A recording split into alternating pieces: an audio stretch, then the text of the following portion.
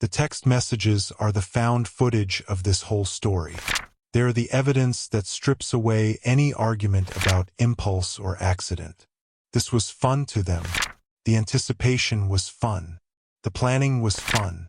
They're sending each other casual texts about it the same way you'd text someone before a concert. Before we dive into today's investigation, I want to be clear. The stories and theories shared on this channel are part of an alternative history exploration. We're digging into the unexplained, the unsettling, and the what-ifs of our world. Think of this as a journey into the dark side of history, part research, part legend. Watch with an open mind, but remember, this is for narrative and entertainment purposes only. You ever think about how close you are to a stranger who's already decided you're their next victim? Like, what if I told you that the worst thing that ever happened to one family, one completely normal, happy, successful family, started in a grocery store checkout line on a Sunday afternoon? No dark alley, no shady neighborhood, a stop and shop in Connecticut, July 22nd, 2007. Jennifer Hawke-Petit and her 11-year-old daughter Michaela are doing the most boring thing imaginable, picking out groceries for a family dinner. Jennifer's probably checking her list. Michaela's probably asking for something sweet. It's that kind of day. Slow, warm, safe feeling. And some guy in that same store is watching them. Not shopping, not waiting for anyone, just watching, clocking their faces, memorizing the car, already running the math on where they live. They have no idea he exists. They drive home. He drives behind them. And by the time Jennifer pulls into the driveway on Sorghum Mill Road, this family's fate has already been decided. Inside a fluorescent-lit grocery store, on a Sunday, over a cart full of vegetables. That's it. That's the whole scene. Completely normal. But I need you to look to the left of the frame. There's a man lingering near the checkout aisle. Not shopping. Not waiting for anyone. Just watching. His name is Joshua Komisarjevsky. And from the second his eyes lock onto Jennifer and Michaela, something shifts in him. Something clicks. He doesn't look panicked. He doesn't look nervous. He looks calm, focused, like he just found something he was looking for. He follows them out of the store. He watches which car they get into. He memorizes the route. And he drives behind them all the way home to Sorghum Mill Road. This man does not know these people. He has no connection to this family. No grudge. No history. Jennifer didn't cut him off in traffic. Michaela didn't do anything to him. He just saw them and decided. That is the part that should terrify you. Because it means that the entire fate of this family, every single horrible thing that came after, was decided in a grocery store checkout line. By accident. By being in the wrong place. By being visible to the wrong person on a random Sunday afternoon. The most ordinary moments of our lives can be the ones that someone else turns into something monstrous. And nobody, not Jennifer, not Michaela, not anyone who watched them walk out of that store, had any idea what had just been set in motion. Before we go any further into the darkness, I need you to understand who these people actually were. Because this isn't just a crime story. This is the story of a real family, living a real life, one they had built with their own hands, brick by brick, over decades. Dr. William Petit Jr. is an endocrinologist, a doctor who specializes in hormones and metabolic conditions. He's the kind of guy who went to medical school and actually stayed humble about it. His neighbors liked him. His patients respected him. He coached youth sports. He showed up. Jennifer Hawke-Petit is the woman people in the community talk about when they talk about what a good person looks like. She's a school nurse. She pours herself into the kids at her school every single day. And here's the thing, Jennifer is fighting multiple sclerosis at the same time. Her body is working against her, and she still shows up every single day, smiling, doing the work. That kind of strength is rare. Then there's Haley, 17 years old, an elite athlete with a full scholarship to Dartmouth waiting for her. Haley isn't just talented. She's driven in a way that makes people stop and pay attention to her. And then there's Michaela, 11 years old, the little one. She loves cooking. She loves being in the kitchen with her mom. She's got this big personality that fills up whatever room she walks into. This family is living the American dream. A beautiful home on Sorghum Mill Road. Stability, love, real genuine love. The kind you can see in their home videos. You watch those old clips and you feel the warmth radiating off the screen. There is no storm cloud over this house. There is no warning. That's what makes what comes next so absolutely devastating. Now I need you to understand something about Joshua Komisarjevsky, because he's not the kind of criminal you think you can spot from a mile away. That's the whole point. That is the whole terrifying point. He comes from an educated, artistic family. On paper, his background looks almost privileged. And the way he carries himself, the calm, the intelligence, the almost polished way he talks, it throws people off. Investigators who studied his behavior later described a chilling quality about him. He's the kind of person who can look directly at another human being and see nothing but an object. No empathy, no internal check that says, this is wrong. Just calculation. Psychologists have a term for this pattern, predatory psychopathy. It's different from the chaotic, explosive violence you see in disorganized criminals. This is cold. This is methodical. He doesn't act on impulse. He plans. He thinks steps ahead. He chooses his targets like a contractor choosing materials. Efficient, deliberate. By 26 years old, Komisarjevsky has already been arrested for burglary, multiple times. But even in those cases, what was noticed was the way he operated at night. Stalking, watching, taking his time. There's always been a deeper, darker current running under his actions. A hunger that burglary alone was never going to satisfy. He was released on parole before all of this happened. A parole board looked at his file and decided he was low risk. The system processed him and spat him back out into the world. And on the afternoon of July 22, 2007, he's standing in a grocery store in Cheshire, Connecticut, watching a mother and her daughter pick out vegetables for Sunday dinner. He didn't find them by accident. He found them because he was looking. Now, the second man in this story is almost the opposite of Komisarjevsky in every visible way, and that actually makes the combination of the two of them even more dangerous. Stephen Hayes is 44 years old.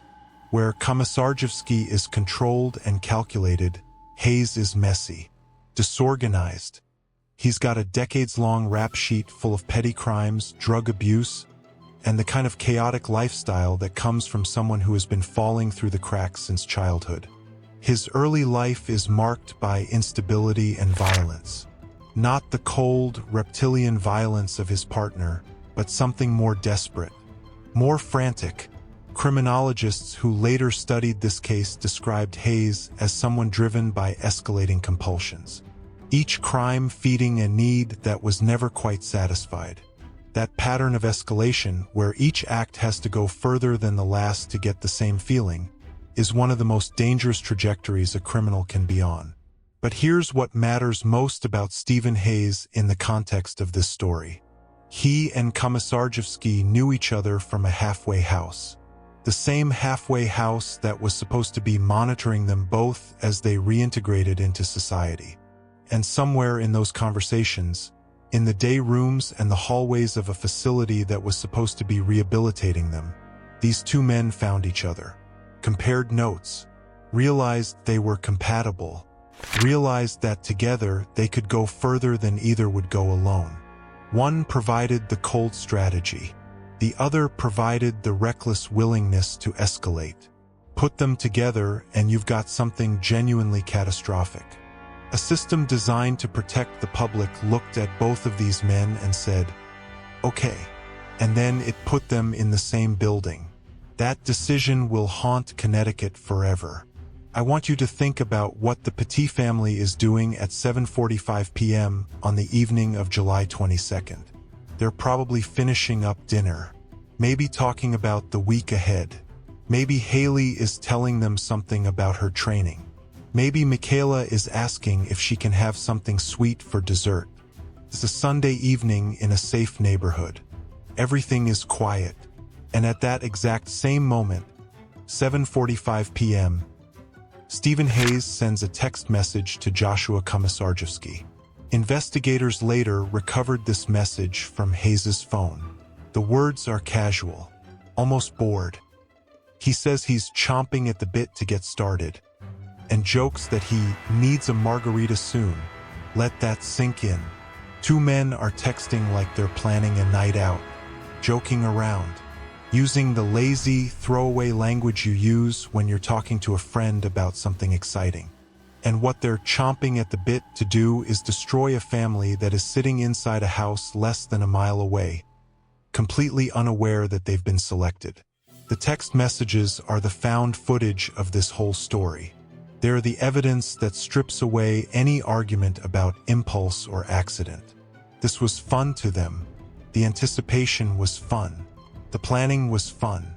They're sending each other casual texts about it the same way you'd text someone before a concert.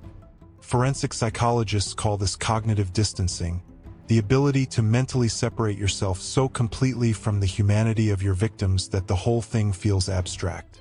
Like a game, like an errand. Hayes wasn't nervous sending that text. He wasn't conflicted. He was excited. And the Petit family had no idea their name had even come up.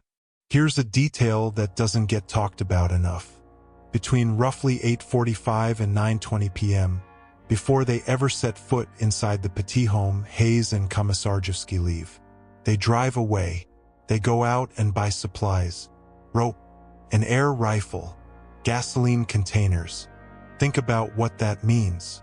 They've already chosen the family. They've already clocked the house. Now they're going out shopping for the specific tools they need for this specific family. They're not just carrying whatever they happen to have. They're customizing, selecting, preparing, and then they come back.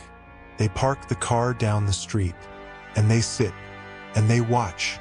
One by one, the lights inside the Petit home turn off. Jennifer turns off the kitchen light. William turns off the living room. The girls go to their rooms. The house gets dark and quiet and still. And these two men are sitting outside in a parked car, in the dark, just watching it all happen. That window of time, from roughly 9 p.m. until 3 a.m. when they finally go in, is one of the most chilling parts of this entire case. Because they had so many chances to leave. Every single minute that passed was a minute they could have driven away, gone home, done something else. The robbery wasn't even their primary motivation. Investigators later concluded. The real pull was something darker and harder to name. Control. Domination.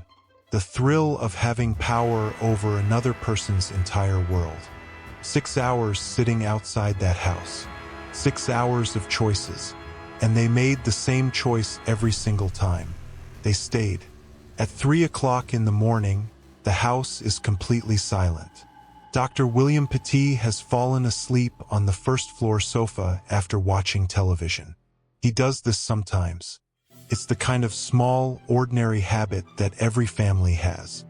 He didn't know that falling asleep there instead of upstairs would, hours later, be the thing that separated him from his family in the most devastating way imaginable. The killers come in through the basement entry. Quietly, carefully. They've had hours to think about this. They move through the dark hallways of a house they've never been inside before, navigating by instinct and the faint glow of outside light through the windows. And then they find him. William is on the sofa, asleep, completely undefended. Two strangers are standing over him in his own living room in the middle of the night, and he doesn't know they exist. What comes next takes about a second. The crack of a baseball bat against the side of William Petit's skull is so violent and sudden that it doesn't even fully register as an attack before he loses consciousness. No warning, no confrontation, no moment to react or fight back. Just darkness and then more darkness. The home that had been a place of warmth and safety for this family is no longer that. From the moment that bat connects, the house belongs to two strangers. And the people who live there, the people whose family photos are on the walls, whose kids' artwork is on the refrigerator, they are now the most vulnerable people on earth inside the walls of the place that was supposed to protect them most. The breach is complete, and the nightmare has only just begun. I need you to imagine this from William's perspective, because it's important that you understand what he experiences for the next several hours. He comes back to consciousness in complete darkness. His head is screaming with pain. There's blood, a lot of it, coming from his skull. His vision, to the extent he has any, is blurred and spinning. He is in his own basement, bound with rope, tied to a pole, and above his head, he can hear footsteps moving through his house. William Petit is a doctor. He understands injuries. He can feel, through the fog of pain and shock, that his skull has been fractured. He knows he's losing blood. He knows that the sounds he's hearing above him are not good. He doesn't know yet what is happening to his wife and daughters, but he knows it's bad. He can feel it, and he cannot move. He cannot call out. He cannot do a single thing to help them. The psychological cruelty of that situation is almost impossible to fully comprehend. This is a man whose entire identity is built around taking care of people. He's a doctor. He's a father. The drive to protect the people he loves is probably as deep and instinctive as breathing. And he has been physically removed from the equation entirely, locked away, made useless, while strangers walk the hallways of his home above his head. Psychologists who work with survivors of extreme trauma describe this kind of helplessness as one of the most psychologically damaging experiences a person can endure. Not the physical injury, not even the fear, but the complete and total inability to act, to help, to do anything at all. William Petit will carry that weight for the rest of his life. Upstairs, Jennifer, Haley, and Michaela are woken up at gunpoint. And here's where something very specific and very calculated happens. Something that forensic psychologists point to as one of the most revealing aspects of the whole case. The killers don't act like monsters. Not at first. They act calm, almost gentle. They use a soft, reassuring tone. They tell Jennifer, they tell the girls that this is just a robbery, that they just need the money, that if everyone cooperates and stays calm, nobody gets hurt. They're going to be fine. Just stay in your rooms. Just be patient. This will be over soon. That lie is not accidental. It's a tool, a very specific psychological tool, because a person who believes they might survive will cooperate. They'll stay still. They'll stay quiet. They'll comply. Fear makes people freeze, and hope, even false hope, keeps them frozen longer. The killers needed these women to remain calm and compliant for hours. And the easiest way to do that was to give them a reason to believe cooperation had a payoff. This is the kind of manipulation that criminologists study carefully, because it reveals something important about the offenders.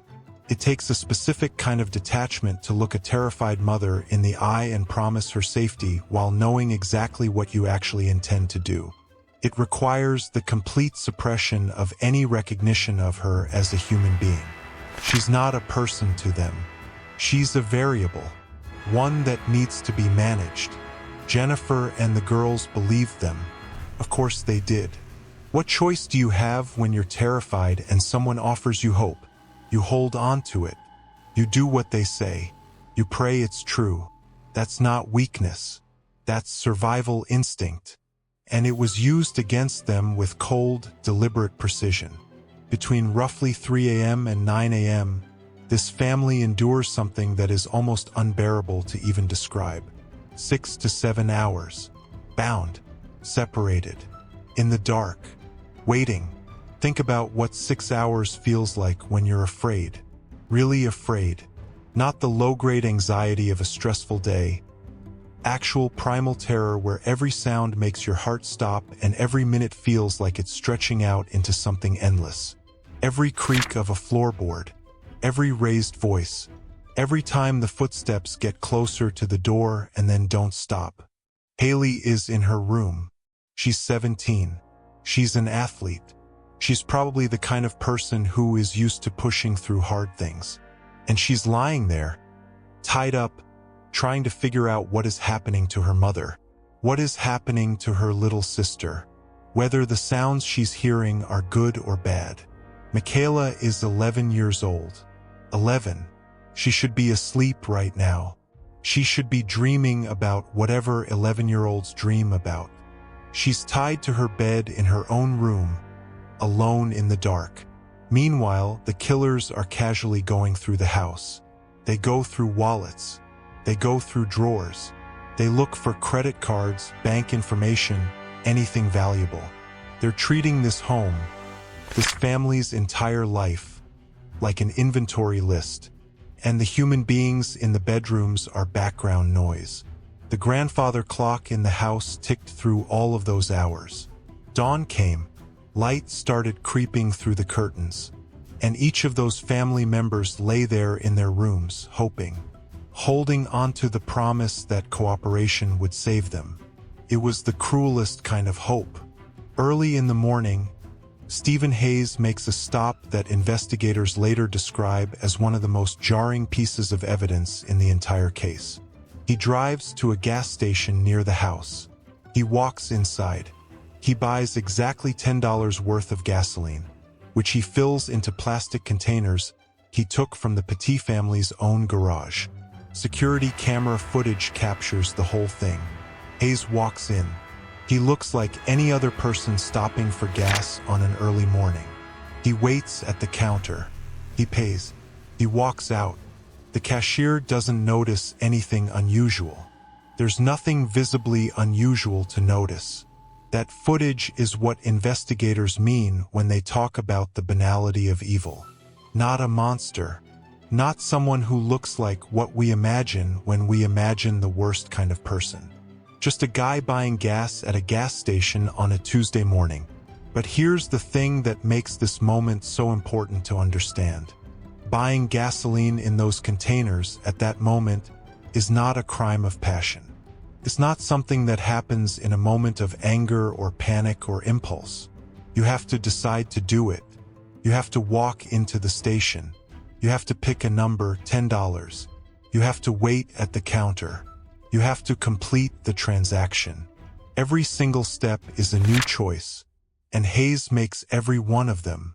The receipt from that gas station becomes one of the key pieces of physical evidence that prosecutors present at trial. A small, flimsy piece of paper, the kind you stuff in your pocket without thinking about. But it captured, in cold print, the time and the amount, proof that what came next was not an accident. It was a plan. Morning arrives. The neighborhood is waking up. People are getting in their cars, walking their dogs, starting their Tuesdays. And at roughly 9 a.m., Stephen Hayes forces Jennifer Hawke-Petit into her own car, a Chrysler Pacifica, and drives her to the Bank of America at Maplecroft Plaza. She has been awake all night. She is terrified beyond anything most of us will ever experience. But she is also a mother, and a mother who has been up all night thinking about her daughters, tied to their beds back home, will do anything to protect them. She knows that if she screams, if she fights, if she does anything that spooks Hayes, her daughters pay the price. She's been told that. The message has been delivered in the clearest possible terms. So she sits in the passenger seat of her own car on a normal Tuesday morning, driving through normal Tuesday traffic, and she holds herself together. The killers want $15,000 from her bank account. That's the number they've settled on. And Jennifer is going to walk into that bank and withdraw it, because she believes she has been told, and she chooses to believe that the money is the point. That once they have the money, her family will be safe. Watch the traffic camera footage from that morning sometime. Just an ordinary suburban road. Cars moving at normal speeds. People heading to work.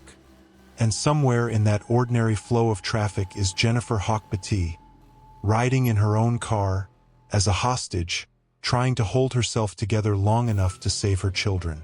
She is extraordinary. What she does next proves it.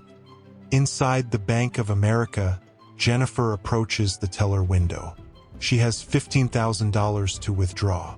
Hayes is waiting outside in the car. And Jennifer does something that takes a kind of controlled, ice-cold courage that most people, sitting safe in their living rooms, can barely imagine. She quietly, calmly, tells the bank staff that her family is being held hostage at her home. Think about what it takes to do that. She's been awake all night. She's operating on pure fear and adrenaline. She knows Hayes is right outside. She knows that if she panics, if she makes a scene, if this goes wrong in any way, she will be walked back to that car and her daughters will suffer for it. So she doesn't panic. She doesn't make a scene. She passes the information as quietly and calmly as if she's discussing her account balance. The bank manager receives the information and immediately calls 911. The audio from that call is one of the most documented pieces of this case. The manager's voice is steady but urgent, relaying what Jennifer has told her, describing the vehicle, providing the details.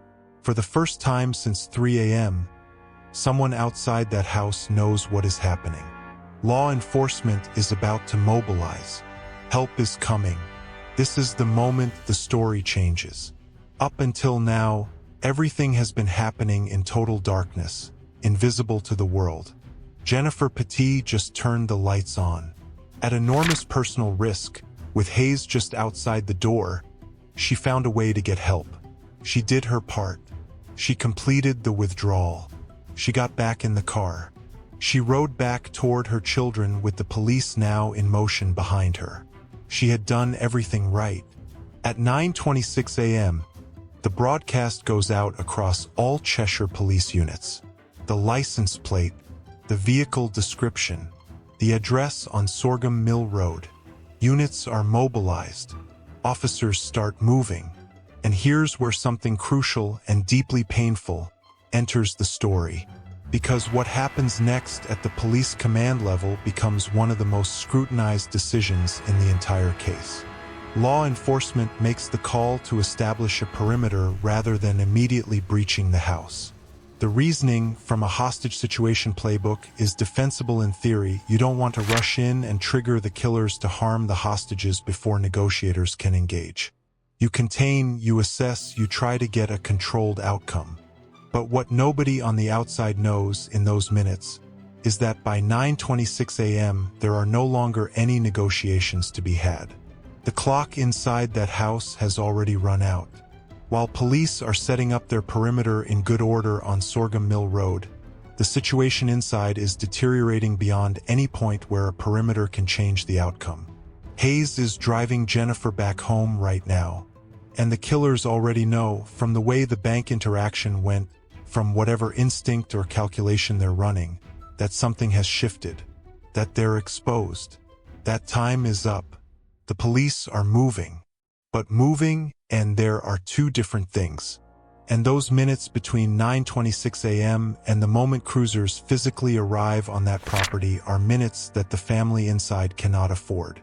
Every second matters in a way that nobody standing outside that address fully understands yet. While Hayes was at the bank with Jennifer, Komisarjevsky was alone in the house. And what investigators later uncover about what happened during that window of time is the evidence that dismantles any argument about this being a robbery gone wrong. When forensic analysts examine Komisarjevsky's phone, they find photographs. I won't go further than that. The details are in court records for anyone who needs to find them. But what matters, what the jury and the prosecutors and the investigators all concluded, is that what Komisarjevsky did in that house during those hours had nothing to do with money. It was never about money. The robbery was a frame, a structure he used to get himself into a position of total power over a family. And alone in that house with access to victims who had been told that cooperation guaranteed their safety, he revealed exactly what he actually was. What he'd always been, underneath the calm exterior and the calculated presentation. Forensic psychologists who reviewed the evidence described a specific category of predator, one who uses a seemingly legitimate criminal goal like robbery as cover for something far more sinister. The robbery gave him an excuse to be there. It gave him a story. It gave him leverage over his victim's behavior. But the real motivation was always control, violation, the thrill of having absolute power over another person's entire existence. The photographs on his phone became some of the most damning evidence at trial.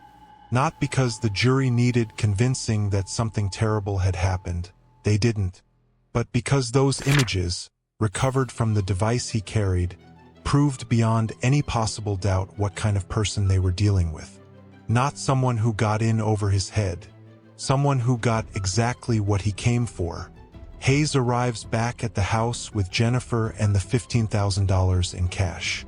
And somewhere in those first moments back inside, in the way Hayes is moving, in the energy between the two men, in whatever signals pass between them, they both understand that the game is over. The bank call tipped them off. The police are coming. And this is the moment where everything we know about their psychology converges into one single terrible decision. They have the money. They could leave right now. Get in the car. Take the cash and run and be somewhere else entirely before law enforcement arrives. This is the rational choice. This is the choice that any person who did this for the money would make. They don't make it. Instead, the situation inside that house escalates with horrifying speed. Jennifer Hawke-Petit, who has been awake all night, who kept herself together through the bank, who did everything right, who fought for her children in every way she possibly could, is murdered in her own home by Stephen Hayes. She is strangled.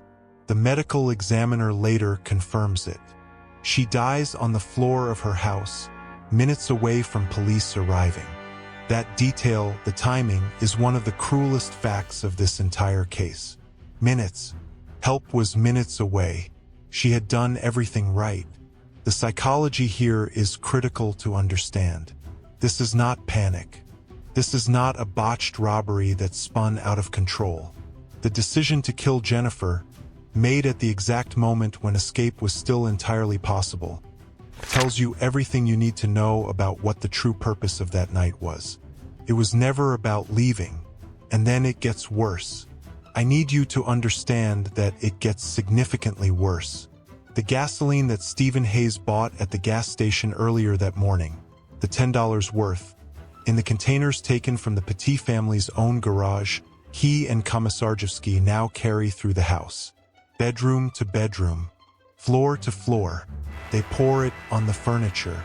They pour it on the floors. They pour it on the beds where Haley and Michaela are still tied. I'm going to let that land for a second.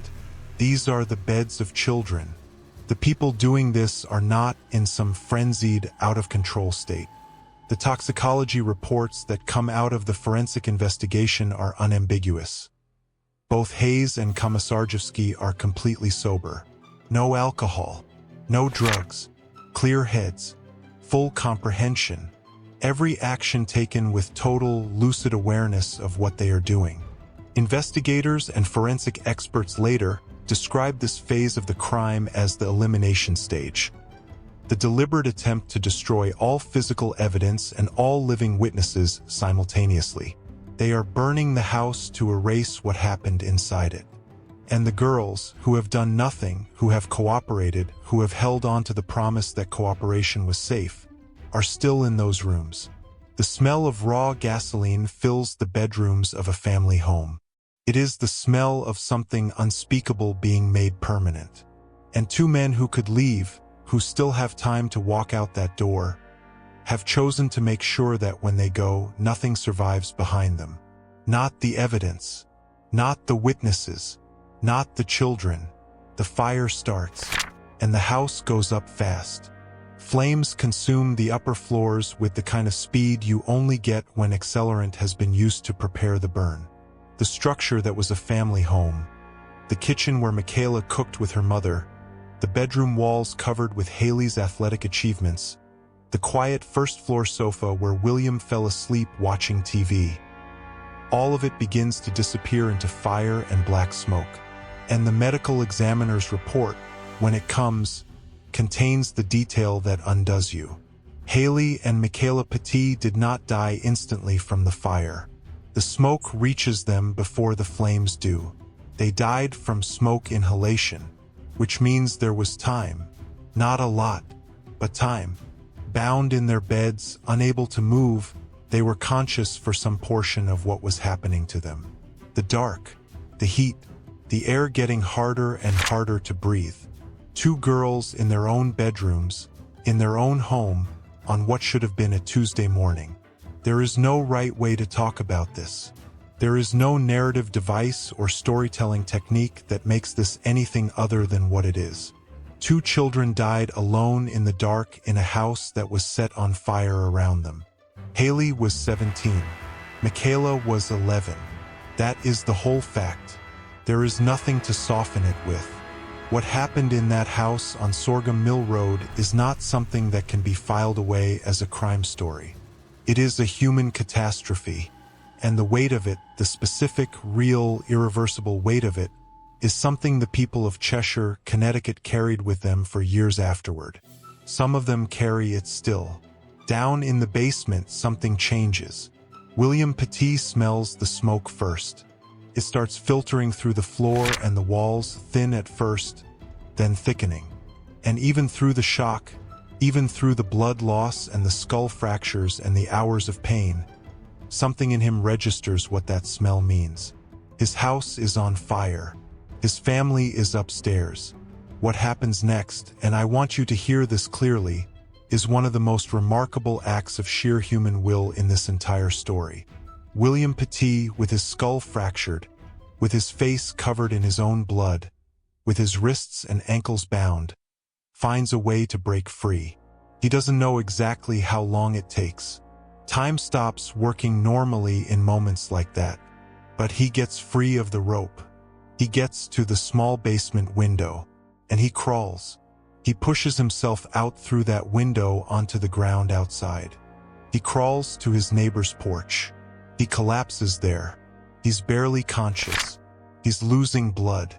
He's calling out for help. The neighbor finds him. Emergency services arrive. Hawke-Petit is transported to the hospital. He is the only survivor of what happened inside that house.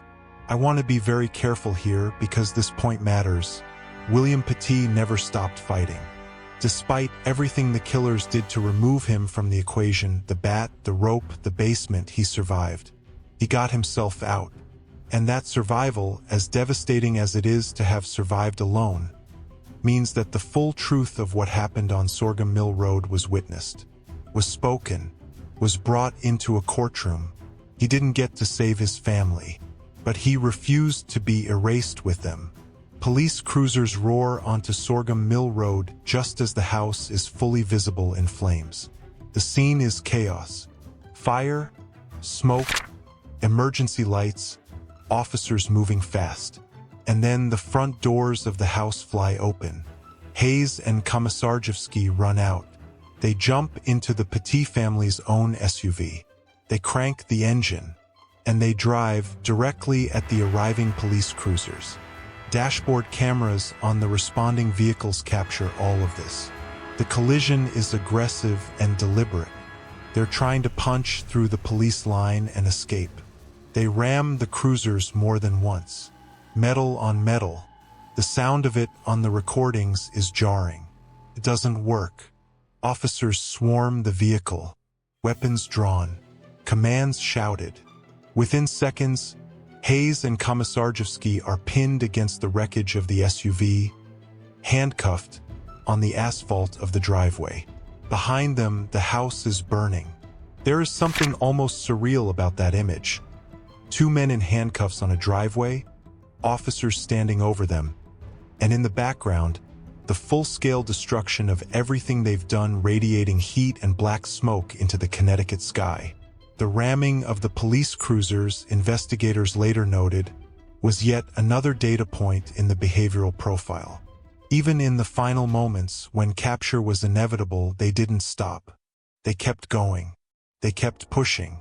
Not because they thought they'd escape, but because the alternative, surrender, passivity, accepting what was coming, wasn't something either of their psychological makeups allowed for. They had to keep moving until someone physically stopped them. Now someone had. The fire gets put out. Firefighters work through the smoke and the wreckage of the Petit home on Sorghum Mill Road. News cameras are already at the perimeter. The story has gotten out fast, the way these things do. Reporters are filing live updates. Helicopters circle overhead. And inside that house, recovery teams find Jennifer, Haley, and Michaela. The archival news footage from that morning is difficult to watch even now. The flashing lights of emergency vehicles against the charred shell of what was once a family's home. Firefighters in their gear moving through the smoke. Neighbors standing at the end of the street in the early morning light, some of them holding each other. The whole community feeling the weight of something that hasn't been fully understood yet. Hayes and Komisarjevsky are sitting in handcuffs on the asphalt as all of this happens around them. Hayes looks shaken, physically disheveled, slumped. Komisarjevsky, eyewitness accounts and photos confirm, looks calm, eerily, disturbingly calm, like he is observing the scene rather than sitting at the center of it. That contrast in their demeanor, Hayes visibly undone, Komisarjevsky detached, is consistent with everything investigators already understand about their psychological profiles. Hayes understood what had just happened. The weight of it was registering somewhere. Komisarjevsky apparently was still just watching, still processing the world as something that was happening around him rather than something he was morally part of. By the time the sun is fully up in Cheshire, Connecticut, 3 people are dead. A neighborhood is traumatized. A father is in the hospital. And a community that felt safe will never feel exactly the same way again. The State Forensic Laboratory becomes the next battleground in this story, and what investigators find there builds what prosecutors later describe as one of the tightest evidence cases in Connecticut criminal history. Komisarjevsky's cell phone is downloaded and examined. The photographs on it, which I've referenced and won't describe in detail, become central evidence of his specific conduct during the hours Hayes was at the bank. They are, according to prosecutors, the clearest possible proof that he knew exactly what he was doing and that his actions were deliberate and intentional. The text messages between the two men, recovered from both phones, are reconstructed in full. The chomping at the bit message, the back and forth in the hours before the breach, the digital record of their planning. Every message is time-stamped and traceable. The gas station receipt places Hayes at a specific location at a specific time, buying a specific thing, which connects directly to the accelerant evidence found in the burn structure. DNA evidence is collected from multiple locations within the ruins. And then the toxicology reports come back. Both men completely sober, not a trace of alcohol or drugs in either of their systems. This is the detail that silences every "it was out of control, they were high, they lost their heads" argument before it can even be made. They were clear. They were present. They knew what they were doing from the moment they walked into that grocery store parking lot until the moment they were pinned against that SUV in the driveway. Every single choice, conscious. The forensic case, when prosecutors finish assembling it, doesn't leave much room for defense. It doesn't leave any room at all. 48 hours after the murders, the courtroom cameras catch Hayes and Komisarjevsky being walked into Meriden Superior Court. Yellow prison jumpsuits, the bright, flat light of a Connecticut courtroom. Every seat in the gallery full. Watch the footage if you can find it. Because the thing that people who were in that courtroom remember most, the thing reporters noted in their dispatches, the thing that sent a chill through the room, was the way the two defendants looked. Hayes walks in looking exactly the way you might expect. Diminished, hunched, like the weight of it has physically compressed him. His eyes don't meet the camera. His body language is the body language of someone who knows what they've done and is already trying to disappear inside themselves.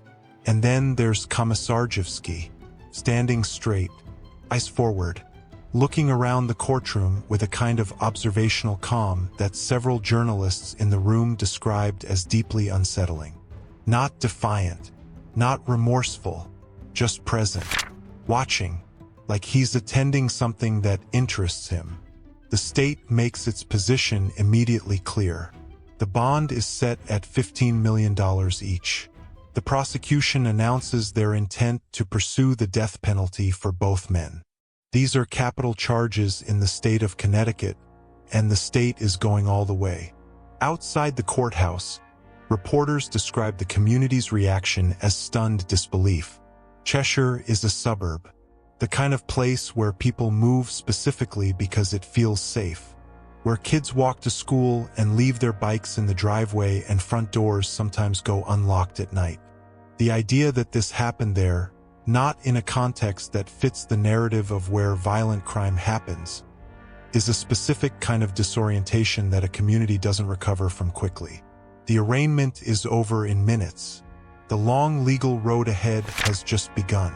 In the days and weeks following the murders, something remarkable happens in Cheshire. The community doesn't go quiet. They don't retreat into individual grief behind closed doors.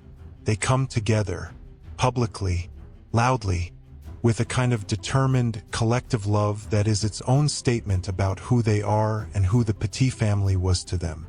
The public memorial service draws thousands. People who knew the family. People who didn't know them but felt the loss anyway. The way you do when something this senseless happens in a place where you live and raise your children. The parking lots overflow. People stand on sidewalks outside the venue. And William Petit, heavily bandaged, physically shattered, still recovering from skull fractures and blood loss and everything else his body went through in that basement, stands at the podium. And he speaks. He talks about Jennifer, about Haley, about Michaela. He does it with a kind of love and clarity that leaves the room completely still. Later that year, the Cheshire Lights of Hope event draws over 130,000 candles across the town. People standing outside their homes in the dark, holding a small flame. It becomes a tradition that continues for years. A visual act of community that says, "We see what happened here. We refuse to be defined only by the darkness. We are going to hold the light." Grief, when it is communal and honest and sustained, is one of the most powerful things human beings do together. Cheshire did it right. They held each other up. And they made sure that the names Jennifer, Haley, and Michaela were spoken with love, in their town, for a long time to come. 3 years pass. Criminal proceedings move slowly, especially in capital cases where every procedural detail carries enormous weight. But in 2010, the trial of Stephen Hayes finally begins, and Connecticut holds its breath. The courtroom becomes the place where all of it gets laid out, piece by piece, in the cold, clinical language of the law. Bank surveillance footage, gas station receipts, DNA results, text message transcripts. The forensic evidence that investigators spent years assembling is presented to 12 jurors who have to sit with it, who have to look at it, who have to carry the weight of it through deliberations. Defense attorneys do what defense attorneys are required to do. They look for mitigation. They point to Hayes's background, his substance abuse history, his chaotic childhood. They argue for degrees of culpability, for a sentence that stops short of death. The jury listens, and then they deliberate, and on November 8, 2010, they come back with their verdict. Guilty on all counts, and they recommend the death penalty. The courtroom, by multiple accounts, is completely silent when the verdict is read. Not the silence of shock, the silence of people who knew what the evidence showed and are now watching the law catch up to that reality. Hawke-Petit is present. He has been present through much of this trial, watching it all, carrying himself with a dignity that makes the room feel the weight of what he has survived. Hayes is sentenced to death. Connecticut has spoken, through its legal system, as clearly as it knows how. But the story is not over. Not even close. The following year, it's Komisarjevsky's turn. And his trial brings something that Hayes's did not. A recorded confession, in his own voice, played for the jury in the courtroom. Hearing a person calmly describe their own role in something like this is an experience that fundamentally unsettles everyone in the room. Attorneys, jurors, reporters, people in the gallery. Because the tone, the detached, almost analytical quality of how Komisarjevsky describes his actions is its own kind of evidence. It tells you something about who he is that no expert witness needs to explain. The defense tries mitigation. They bring in his childhood. There is documented abuse in his background, real, documented suffering that Komisarjevsky experienced as a young person. And the defense argues that this history created the person who was in that house, that he should be understood as a product of damage rather than sentenced to death. The jury watches the cell phone evidence. They read the text messages. They hear the confession. And they look at the history of a childhood that was, in some genuine ways, hard, and they weigh it against the photograph evidence, the planning, the 7 hours, the fire. They are unanimous. Death.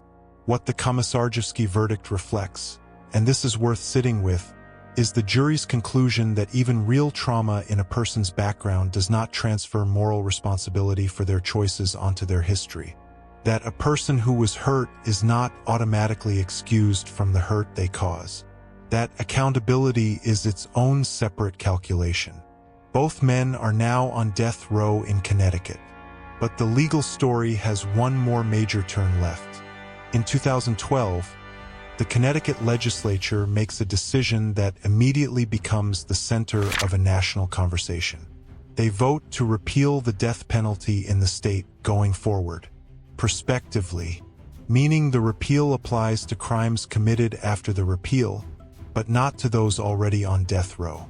The intent is to preserve the sentences of Hayes and Komisarjevsky while abolishing the practice for future cases.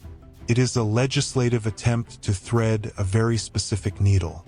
But here's where the legal system takes one of those turns that feels almost absurd if you're following it from the outside. In 2015, the Connecticut Supreme Court takes up State versus Santiago and rules that executing anyone on the state's death row would be unconstitutional, even those who were sentenced before the repeal.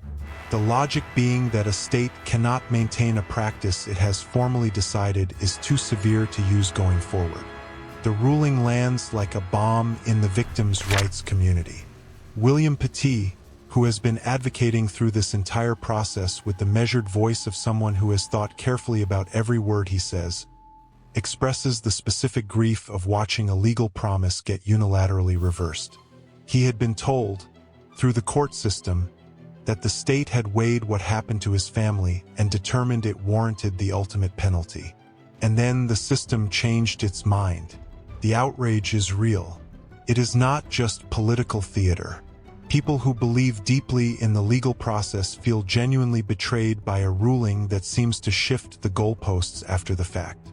The death sentences for Hayes and Komisarjevsky, the ones the juries handed down, are off the table.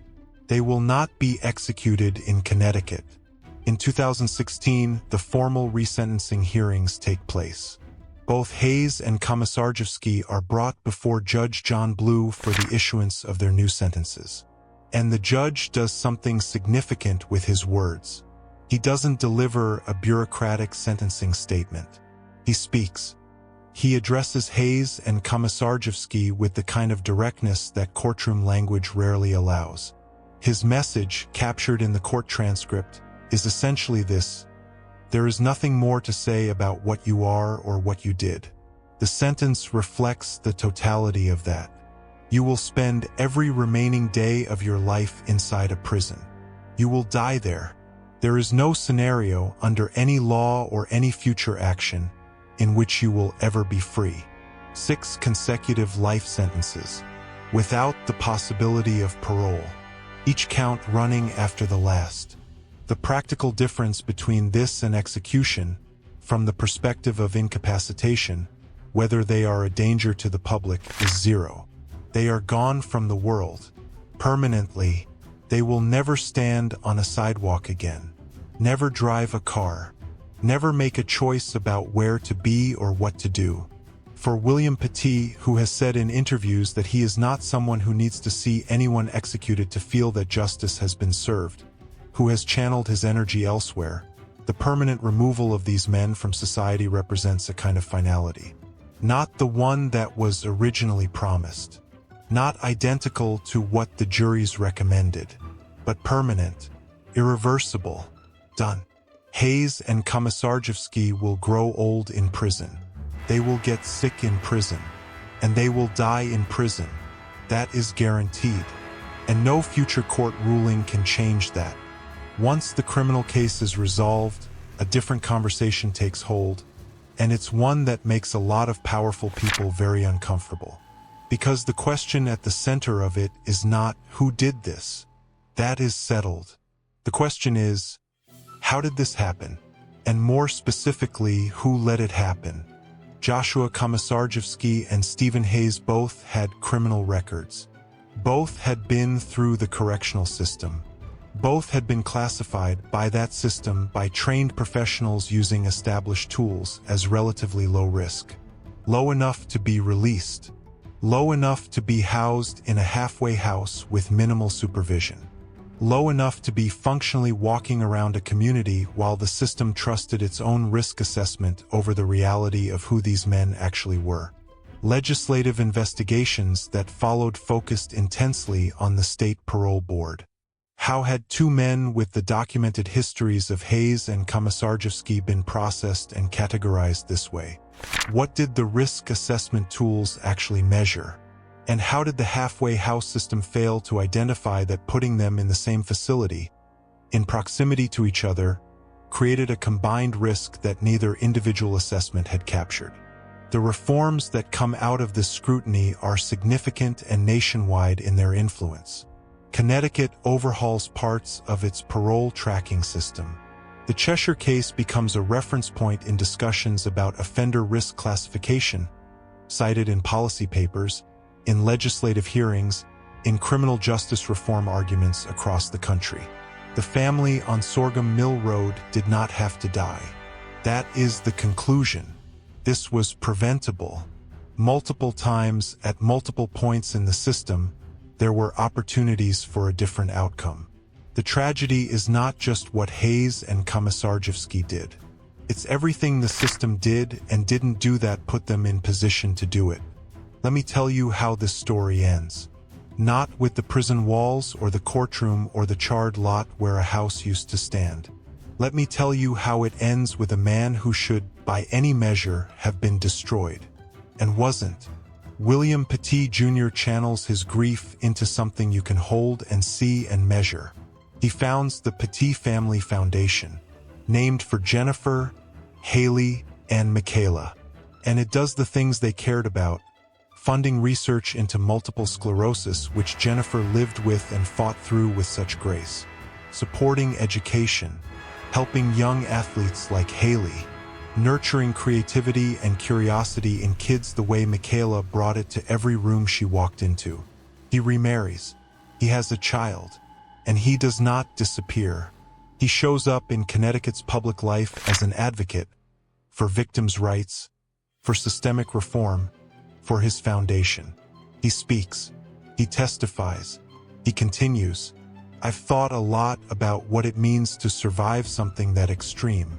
the kind of loss that doesn't fit inside normal human language. And what William Petit's life after July 23, 2007, demonstrates is not that the human spirit is unbreakable. It absolutely breaks. It has to. What it demonstrates is that breaking is not the end. That a person can be shattered and still choose every day to rebuild, to matter, to love. The lot on Sorghum Mill Road is empty now. The house is gone. What happened there is documented in thousands of pages of court records, in news archives, in the testimony of the one man who survived it. It is a true story about the worst that human beings are capable of. But it is also a true story about the best. Remember the names: Jennifer, Haley, Michaela, and remember the man who crawled out of a basement and refused to stop living.